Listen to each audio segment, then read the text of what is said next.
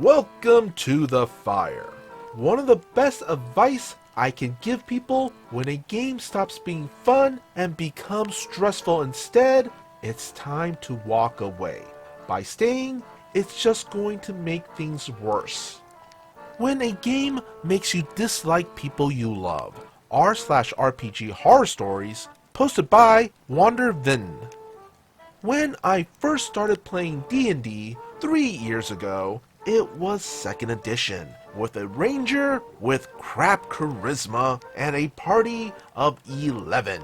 It was chaotic, sometimes even slow and boring, but I was willing to overlook the faults to finally be able to play a game I've wanted to play for over a decade with people I enjoyed being around. The people I played with were practically family. The one who invited me was pretty much my second mother, SM, and they've been playing for many years with the same group. I have had my issues with 2nd edition. The non-weapon proficiencies is too vast a list to narrow skills that really pressure players to choose either useful mechanics or fun roleplay skills. I have my issues with 5th edition too, but at the time, 2nd was my only option and I was still learning the game in general. As a ranger, I could ignore most of the issues, but having a low charisma meant that I played my character as kind of impersonal and distant. My first meeting had the halfling rogue literally glomping my character upon me entering the camp, and when I shoved the rogue off, had my SM's dwarf fighter shaking my ranger for being mean to her friend, and my SM shaking me. Shortly after, the cleric put me in a hold spell to forcibly learn my secrets and persisted to maintain the hold spell even as we were ambushed. So despite being useful, when my ranger got possessed by a necromancer and I had a rush to make a new character, I opted for the charismatic bard approach. Well, I rolled terrible stats.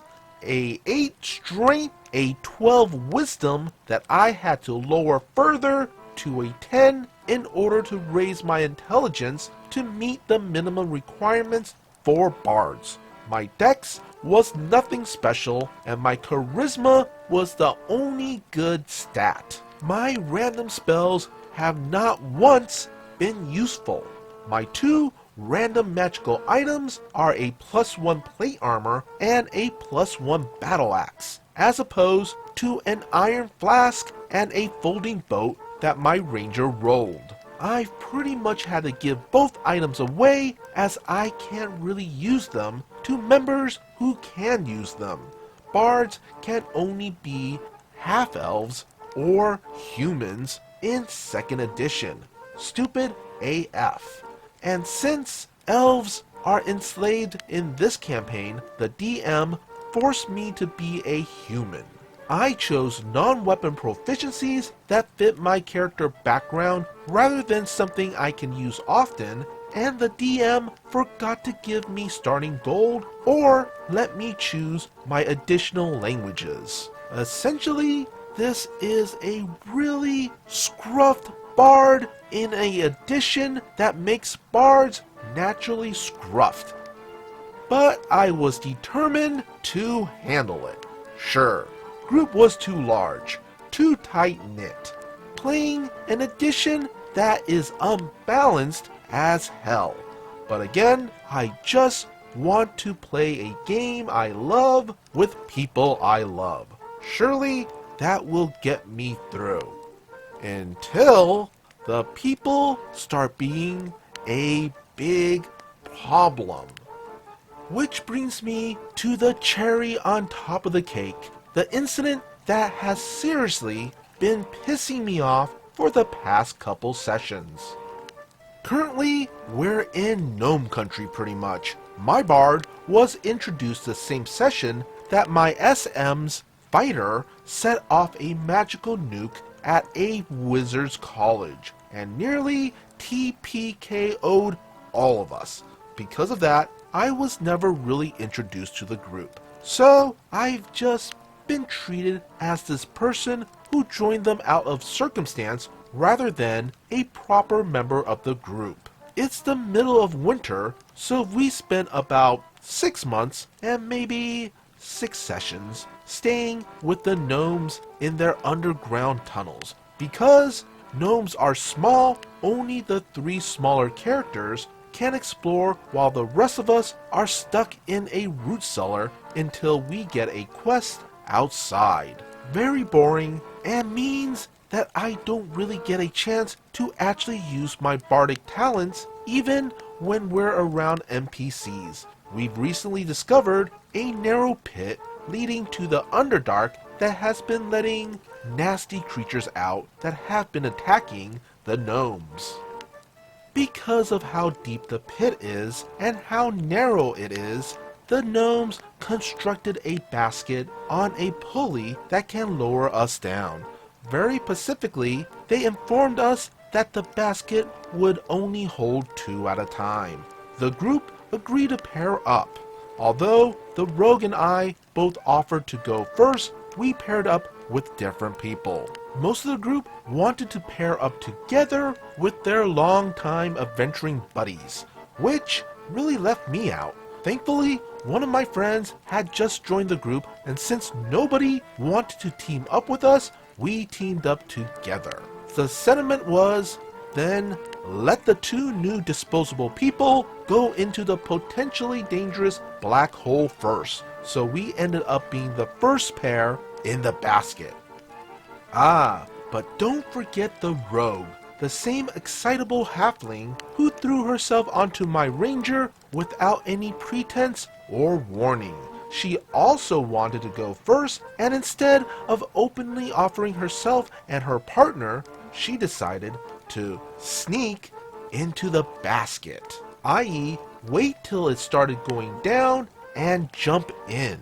So we have this quickly made basket that can only hold 2 people already, filled with 2 humans, and now this halfling just jumps from the edge into the basket as it's already being lowered. The force of her sends us all toppling out of the basket and then careening down this dark pit from the near top. We dropped a torch down the pit earlier, and by the time it hit bottom, we couldn't see the light. And now we're falling. Trying to think quick, I used my staff to try and wedge it between the walls of the pit. I rolled a 2, and the staff goes tumbling into the dark. Luckily, we all managed to grab onto a wall before we hit the bottom, but it's too dark to see. A couple of us fall, but by this time, we're low enough that it doesn't kill us. The rogue and I both roll to feel around the floor and find something. I find the torch we dropped, and the rogue finds my staff. I light the torch and look for my staff again, but can't find it. I ask the others if they've seen my staff, and the rogue denies having it. Remember, this is a halfling, and I'm a human. My quarterstaff isn't going to just fit under her shirt, but the DM allows it. I try to bring this fact up out of character when the player playing the rogue whispers to my SM that she's planning on selling it, and they both immediately shout at me for metagaming. So I spend 2 more turns looking for my staff with increasing anxiety. The rogue tells me that I can just find a new stick. The staff is important to my character's backstory. She came from a renowned family of singers, but suffers stage fright when singing. The staff was her birthright, but when they chose her younger sibling over her, she stole it and ran away. It's white with a top that resembles a bass clef. I doodled an example of it in the margins of my character sheet when I first made my bard. I bring this fact up to her, minus some of the personal details, and she dismissively repeats that it's just a stick. Out of game, I describe the stick, pointing out that it's unique and I would notice it if she did try to sell it. Once more, I'm shouted at for metagaming. which I'm not even doing. I'm not making my character frisk down hers. In fact, my character is taking the rogue at her word and wasting more turns looking for what I know isn't there. But I give into the pressure and eventually follow the rest of the group into the unknown without my primary weapon. Stuff happens. I mostly have to stay out of the way, and eventually we have to flee from some baddies back up the pit. At the top, we enter combat, having to try and stop the enemies from escaping. My only other weapon is a blowgun, which I picked for flavor over practicality, as it's actually a blowgun disguised as a flute. So here I am, a very squishy bard, having to use a ranged weapon to stop things within melee range. It would be a perfect time for the rogue to toss me my staff, so I can actually be of any help. But she doesn't. Eventually, the wizard sends an infestation down the pit and someone covers the sides with oil. Session ends, everyone packs up and leaves. 3 sessions later, I'm still without a weapon, and every weapon the gnomes try to craft for me ends up exploding somehow. In summary, I'm playing a game with too many people who have been playing for so long that it feels impossible to squeeze my way into their clique. I'm playing an edition that is overly complicated and a class that doesn't fare well in that edition with a character that is a mechanical failure. I feel like I've been playing solitaire with myself and they've been playing Uno, but now someone has taken one of my cards. Overall, I'm having no fun anymore. I like the people and I like being able to talk to them about this kind of stuff, but the moment we get into the game, I start feeling like the awkward friend of a friend who just sits at the fringe of the cool kid table. I've done my very best to make my sessions enjoyable for myself without any help, but a game shouldn't be this draining and it shouldn't make me feel this negative towards people whom I genuinely love. I think I'm going to quit, but I don't know how. In the past 3 years, I've been a DM to multiple groups. Before COVID, I was supposed to start a campaign for an LGBT plus therapy group to help people explore and express themselves in a safe environment through roleplay. I have severe depression, but I force myself to get up at least once a week, clean the house, plan sessions, make some food, and give my players a night to have fun and express themselves, which is really fulfilling, and I get a lot of positive feedback by my players, but I do find myself missing being a player. Last year, my SM 17-year-old son started a Star Wars tabletop group, but that went horribly wrong after 2 sessions and never happened again. Recently, my SM started rotating with me every other week, and she's hosting a 5th edition campaign for my usual group of players and myself. But now that is becoming very difficult to enjoy. I'm sure I'll post about both these incidents at some point. Future spoiler alert. My last session of my SM's campaign, I was left out so thoroughly that I started doing work on my tablet instead. Wow, it really breaks my heart when I hear about stories like this. First of all, a group of 11 players? Yeah, way too many people. Personally, my sweet spot is about 4 players and up to a maximum of 6. Anything more than that, people are just going to get drowned out, and the logistics just becomes a nightmare. Second, the whole character stat stuff.